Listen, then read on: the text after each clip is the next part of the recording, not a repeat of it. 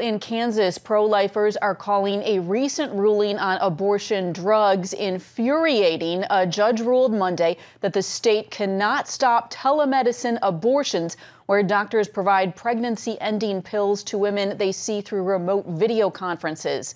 This was the third attempt by Kansas lawmakers to outlaw telemed abortions. 17 other states have banned the practice.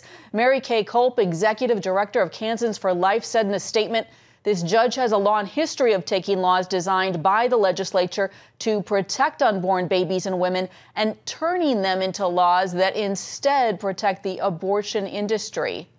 Well, Mary Kay Culp joins us now to talk more about the ruling. Mary Kay, lawmakers have tried 3 times to pass a law outlawing telemedicine abortion. What is the problem in your view?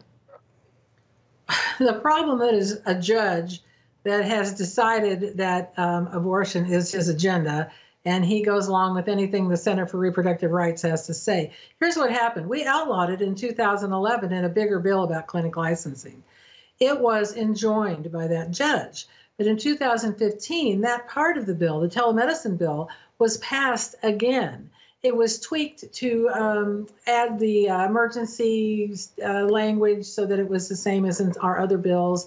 And but because the entire law, the telemedicine part, was passed again, it was believed to be in force. In fact, our opponents on, I believe the website is rewire.com, they even said, oh, this law is in effect now because, XYZ, our attorney general. So the law is in effect now. And in fact, the abortion industry here in Kansas didn't do any telemedicine abortions. They thought it was in effect.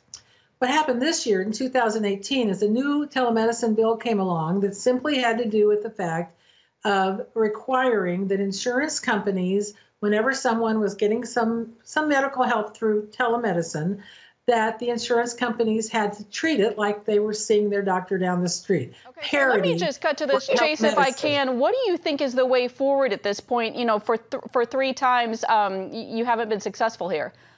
Well, we have been successful. Our argument, we have been successful to the point where the abortion people didn't do any of these abortions until this past October, because in the 2018 version, we said, remember, you still can't do telemedicine abortions. This is your separate bill here about parity.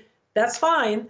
But remember that abortions can never be done by telemedicine. Well, they sued again. And this time the original judge, who's quite an abortion activist on this issue, the judicial activist, he said, oh, no. That should be back under the injunction I had against this whole bill in 2011. So we are looking at what in the world we can do about this. Someone said he's very cleverly worded his decision on page 11 to make it so that our attorney general can't even appeal this decision. So you're debating your next legal ramifications, it sounds like, or what you're going to do next. Sounds like there's not a clear path forward right now. Right. We've still got a pro-life governor for 14 days. We'll see if we can we don't know if that will make a difference or not. And so that's where we're at. All right. Well, we are out of time, but thank you so much for your time, Mary Kay Culp. Thank you. Bye-bye.